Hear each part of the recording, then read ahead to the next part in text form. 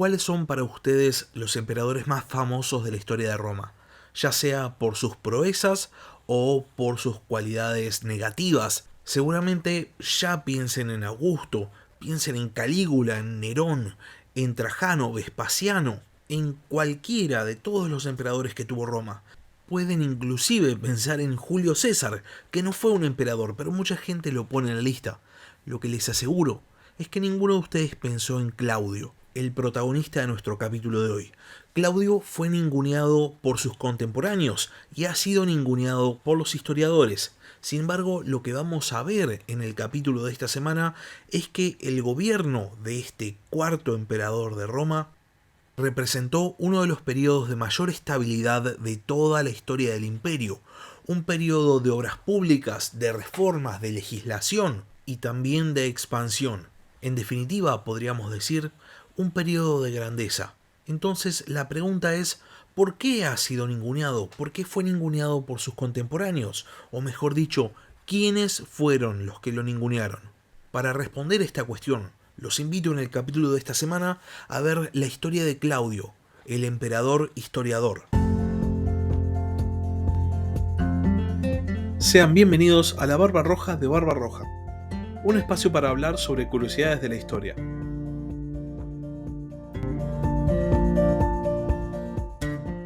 La vida de Claudio es una clásica historia de subestimación. Tiene momentos muy negativos, aunque después tiene momentos muy positivos y de gran reconocimiento, y finalmente termina de manera trágica, como pasa con la vida de tantos emperadores de Roma. Claudio nace en Lugdunum, la actual Lyon, el 1 de agosto del año 10 a.C. en el seno de la familia imperial. Era el hijo menor de Druso el Mayor y de Antonia la Menor, y esto lo convertía en hermano menor de Germánico. Ya desde chico, Claudio tenía una marcada renguera, y esto hacía que muchos de sus parientes no le tuviesen estima para nada, entre ellos su propia madre, Antonia la Menor, que se solía referir a Claudio como el monstruo. Parece ser que el joven Claudio había crecido con un gran complejo de inferioridad, producto de los malos tratos de su madre, y esto le había terminado causando un marcado tartamudeo. El resultado es que al poco cariño que ya recibía de su familia, parece que el que más lo quería era su hermano Germánico, y encima él había quedado a cargo de su madre porque su padre, Druso el Mayor, había muerto cuando Claudio tenía solamente un año. Se le suma una enorme subestimación, se lo consideraba lento, se lo consideraba tonto, y por ende, nadie se gasta demasiado en educarlo. Y entonces, cuando llega a la mayoría de edad, se lo relega a un puesto secundario en el sacerdocio romano. No se lo consideraba apto para la vida política. Ahora bien, pese a toda esta adversidad, Claudio empieza a crecer, lógicamente, con el paso del tiempo, y a medida que crece, pierde el tartamudeo y empieza a revelar una gran inteligencia. Su familia, totalmente sorprendida, decide que es hora de invertir en la educación de Claudio y contratan al historiador Tito Livio para que sea su tutor, y aparte Tito Livio recibe la asistencia en la educación de Claudio de Sulpicio Flavio, con quien parece que Claudio pasa mucho tiempo, así como también con el filósofo estoico Atenodoro de Tarso. El resultado es que Claudio adquiere una enorme educación, se especializa en historia, pero también estudia matemáticas, geometría, gramática, medicina y griego, todas disciplinas que eventualmente le van a ser muy útiles. Toda esta educación hace que Claudio pase de ser un joven relegado en su familia a ser una figura prominente y capta la atención de Augusto, que se da cuenta de que hay un miembro de su familia que tiene muchísimo potencial. Y entonces el primer emperador de Roma empieza a ponerle fichitas, a apoyar una incipiente carrera, aunque sea por ahora académica.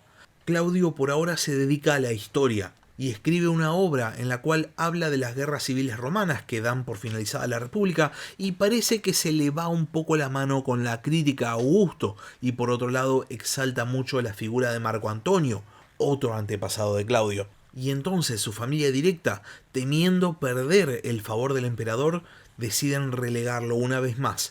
Sin embargo, Augusto, que era muy pragmático y no iba a impedir el crecimiento de la carrera de un hombre capaz solo porque había sido crítico de su accionar, decide transformar a Claudio en el representante de los equites ante el emperador, un puesto que, más allá de no tener ningún tipo de relación con el cursus honorum, o sea, con las magistraturas políticas de Roma, era de bastante importancia política.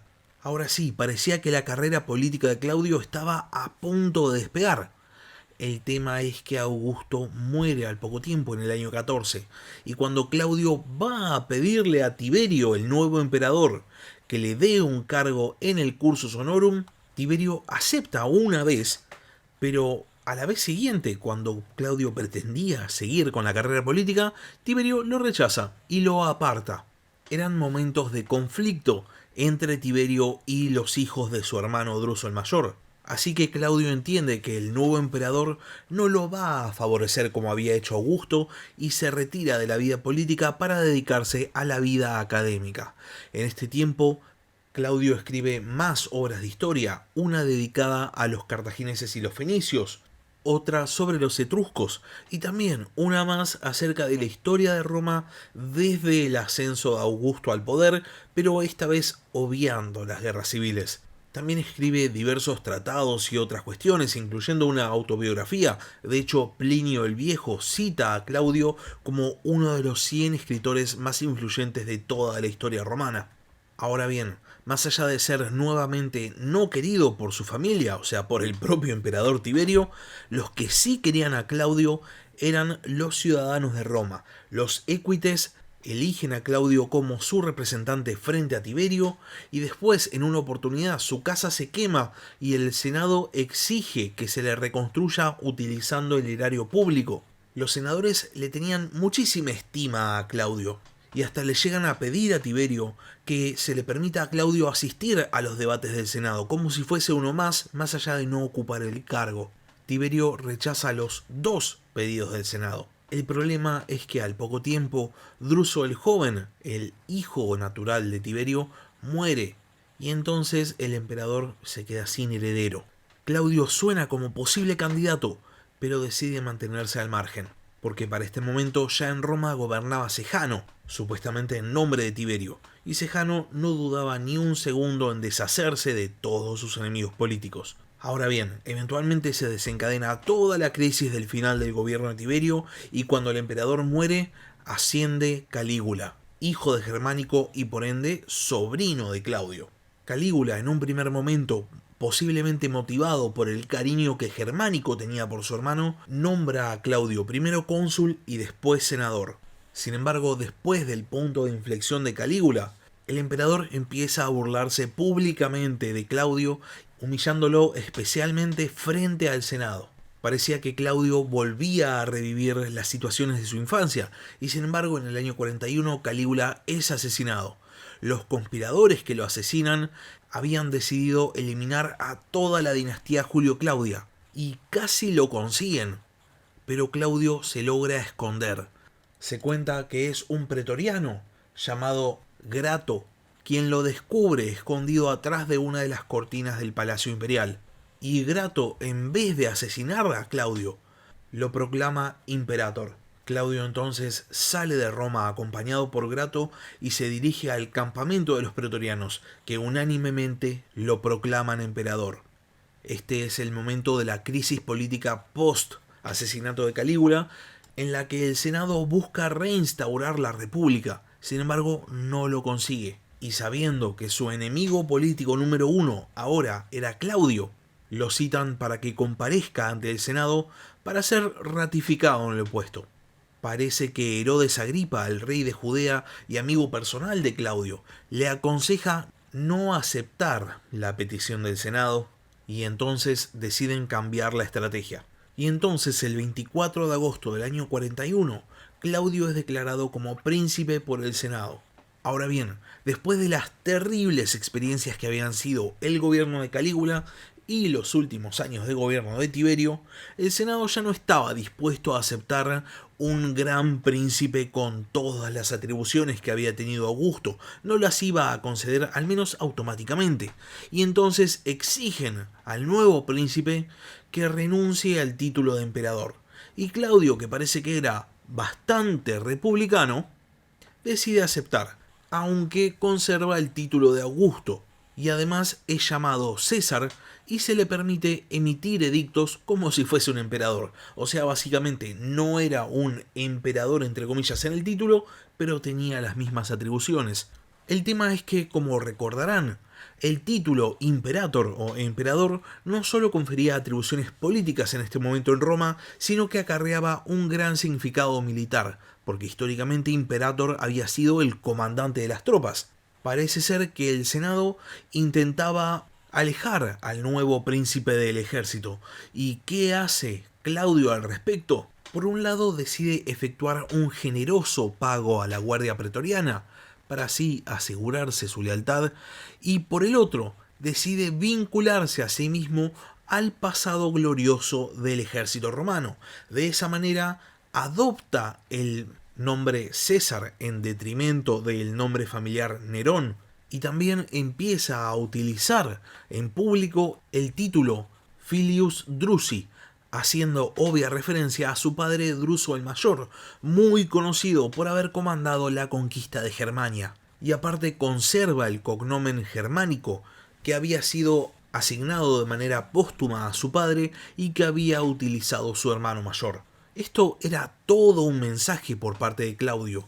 Había llegado no solo para administrar Roma, sino también para expandirla. Y de hecho el periodo de gobierno de Claudio va a ser el de más expansión del imperio desde tiempos de Augusto, anexándose Tracia, Nórico, Panfilia, Licia y Judea. Y también se termina la anexión de Mauritania, iniciada por Calígula, gracias a que los ejércitos imperiales derrotan a una rebelión en la provincia. Podemos entender que es en el gobierno de Claudio donde la gran mayoría de lo que consideramos las fronteras imperiales se terminan de consolidar. Pero falta un lugar más, ¿no? Britania. Es durante el gobierno de Claudio, específicamente en el año 43, cuando Roma inicia su conquista de Britania. Claudio envía al general Aulo Plauquio al mando de 4 legiones a la isla. Y una vez que Aulo Plauquio genera una plaza fuerte para Roma en la isla, el propio Claudio viaja al territorio conquistado, llevando suministros para sus tropas, llevando refuerzos y también llevando elefantes. Esto genera un vínculo muy fuerte entre el nuevo emperador y el ejército romano, que ve que su líder está dispuesto a ir al lugar de la campaña, está dispuesto a viajar a los confines del mundo en pos de la gloria de Roma. Esto obviamente hace que las ansias de restaurar la república por parte del Senado queden totalmente truncas. Ahora todo el ejército apoya a Claudio y en el año 44 el emperador realiza un triunfo donde muestra al pueblo romano el botín conseguido y entonces recibe el cognomen de británico, algo que él mismo no va a usar, pero que va a utilizar uno de sus hijos. Y también dentro de su gobierno, Claudio manda a realizar campañas en la frontera militar de Germania, al igual que su padre y al igual que su hermano. Estas campañas son muy exitosas y van a servir de periodo formativo para futuros emperadores, como por ejemplo Vespasiano. Ahora bien, con toda esta información, tal vez se imaginen que Claudio solamente fue un conquistador. Y esto no sería correcto, de hecho sería completamente un error, porque si bien es cierto que la expansión en el periodo de Claudio es muy grande, lo que más hace el emperador es reformar. Y no estamos hablando solamente de las típicas reformas edilicias y de la construcción de obra pública típica de los emperadores romanos. No, Claudio va mucho más allá. Por un lado se dedica a dirimir en las disputas que había entre diferentes pueblos dentro del imperio. Un ejemplo de esto es la disputa y los disturbios que se habían generado en Alejandría entre la comunidad griega y la comunidad judía.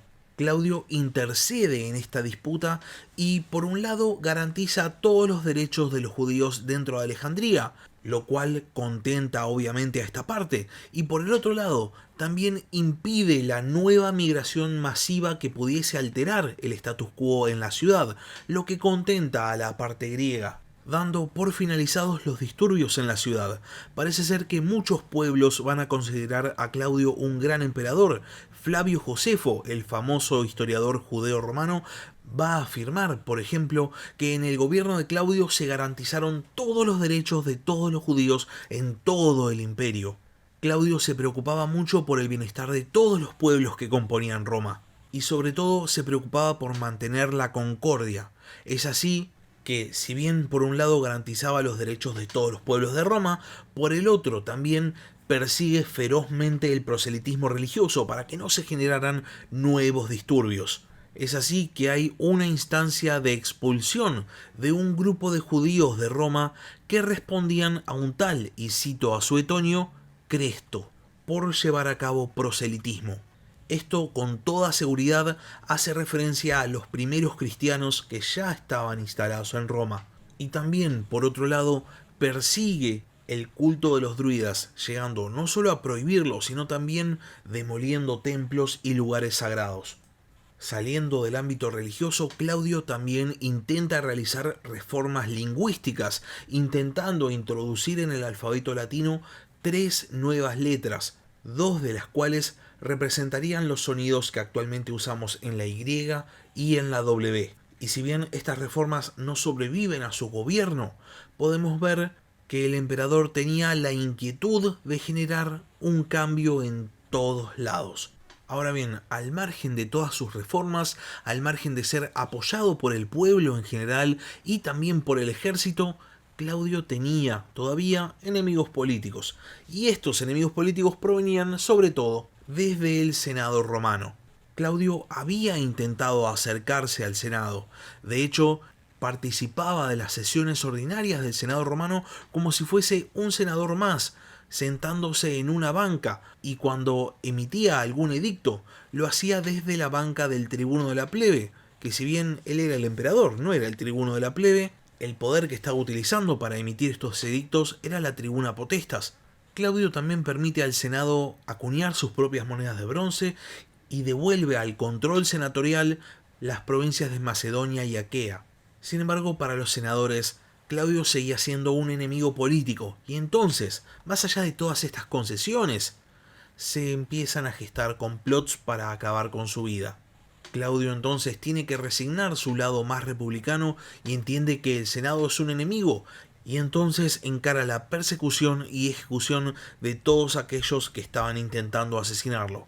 El resultado obvio es el debilitamiento de su figura en el ámbito político de Roma, y entonces también lo es el surgimiento de oportunistas que de alguna manera pretendían reemplazarlo. Ahora bien, antes de hablar acerca de estos oportunistas, es necesario hablar primero de la vida privada de Claudio, porque más allá de su éxito como emperador, más allá de sus campañas exitosas, de sus importantes reformas, Claudio había tenido una muy mala vida personal.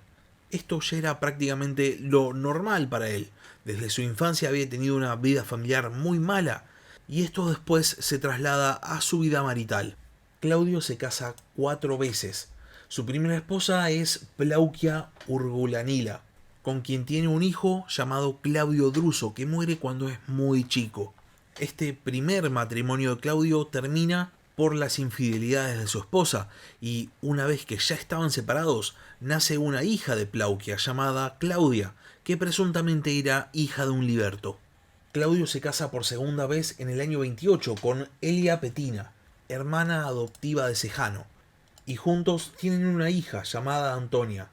Claudio se divorcia de Elia Petina cuando el matrimonio se vuelve una carga política, cuando Sejano cae en desgracia. Y aparte, genuinamente parece que se llevaban muy mal. Y entonces, en el año 38, se casa por tercera vez con Valeria Mesalina, una adolescente en ese momento que no quería para nada a Claudio, pero pretendía utilizar el matrimonio como plataforma política, por lo que el matrimonio en sí no le importaba demasiado. Claudio y Mesalina tienen 2 hijos, primero una hija llamada Claudia Octavia y en el año 41 un hijo llamado Tiberio Claudio Germánico, posteriormente conocido como Británico. Mesalina era conocida por tener una enorme cantidad de amantes, algo desconocido por Claudio, que estaba constantemente ocupado con la administración imperial. Y es acá donde empiezan a aparecer estos hombres oportunistas de los cuales les hablaba hace un rato. Parece ser que Mesalina, que realmente no le interesaba su matrimonio con Claudio más allá de por la importancia política que tenía, conoce a un hombre llamado Cayo Silio. Silio convence a Mesalina de que el gobierno de Claudio estaba acabado. Se había empezado a ganar muchos enemigos políticos y entonces era solo cuestión de tiempo para que fuese derrocado. El tema es que Claudio, según Silio, necesitaba un empujoncito para caer, y entonces convence a Mesalina de derrocarlos juntos. Y entonces, mientras Mesalina seguía casada con el emperador, decide casarse nuevamente, esta vez con Silio. Y Claudio finalmente se entera, y entonces los manda a matar. Y después de 3 matrimonios que habían sido muy tortuosos para él, Claudio toma la determinación de no casarse nunca más. Ya está, 3 esposas habían sido suficiente. Y entonces pide a su guardia pretoriana que si piensa en volver a casarse, lo maten. Ahora bien, el tema es que al poco tiempo decide darle al matrimonio una nueva oportunidad. Para este momento Claudio ya estaba prácticamente solo, estaba muy enemistado con el Senado y se apoyaba políticamente en libertos que había puesto en funciones administrativas y que se habían transformado en sus secretarios. Bueno, Claudio encarga a sus secretarios libertos que le encuentren una esposa, y entonces los libertos llegan con 3 opciones. Primero, Lolia Paulina, que había sido esposa de Calígula. Después, Elia Petina, su propia segunda esposa de la cual se había divorciado. Y tercero, Agripina la Menor, hija mayor de Germánico y por ende sobrina del emperador. Claudio, al parecer instigado por el Senado, que pretendía que no hubiese nuevas luchas al interior de la familia imperial, elige la tercera opción, casándose con su sobrina en el año 49. Y para consolidar la unión con la parte de la familia descendiente de su hermano, Claudio adopta al hijo de Agripina la Menor, llamado Lucio Domicio Nerón, quien también, a su vez, se casa con Octavia, la hija de Claudio. Lo que termina sellando este pacto dinástico es la designación de Nerón y de Británico como herederos del imperio. Y de esta manera parecía evitarse una nueva crisis de sucesión. Ahora bien, no pasa mucho tiempo hasta que Claudio y Agripina la Menor empiezan a llevarse muy mal. Claudio llega a lamentar en público su elección de esposa, diciendo que seguramente habría estado mejor si hubiese elegido a otra de las opciones. Y también empieza a decir que tal vez el imperio estaría en mejor manos si solamente Británico gobernaba, sacando de la ecuación a Nerón. Y viendo que la condición de su hijo como heredero imperial estaba en peligro, Agripina decide actuar y en el año 54 manda a envenenar al emperador. De esta manera, Claudio fallece el 13 de octubre del año 54 producto del envenenamiento. Agripina actúa muy rápido e intenta perseguir a todos aquellos que perteneciesen a la facción, entre comillas, Claudia. Pero Narciso, uno de los secretarios libertos de Claudio, llega a quemar toda la correspondencia del emperador antes de ser asesinado, lo que termina previniendo una nueva purga política. Llegaba a su fin de esta manera el gobierno de Claudio, tal vez uno de los periodos de mayor prosperidad de la historia romana hasta ese momento, y ascendía en lugar del difunto emperador el famoso Nerón. Pero eso es historia para otro capítulo. Hasta acá llegamos con el capítulo de esta semana. Si les gustó, no se olviden de suscribirse al canal y no se olviden de compartirlo. Y si tienen algo para decir, algo para preguntar o simplemente quieren participar, como siempre pueden escribirme un comentario en la caja de comentarios de YouTube o también pueden mandarme un mail al mail del podcast, labarbarroja@gmail.com. Por último, si quieren apoyar al podcast, pueden transformarse en miembros del canal en YouTube o también pueden hacer un aporte mensual en Patreon. Les dejo el link en la descripción del capítulo. Muchas gracias por haber escuchado y hasta la próxima. Gracias por escuchar La Barba Roja de Barba Roja. Si tenés algún comentario, si tenés alguna pregunta o simplemente tenés algo para decir, podés escribir un comentario en YouTube o bien podés mandar un mail a labarbarrojadebarbarroja@gmail.com. Hasta la próxima.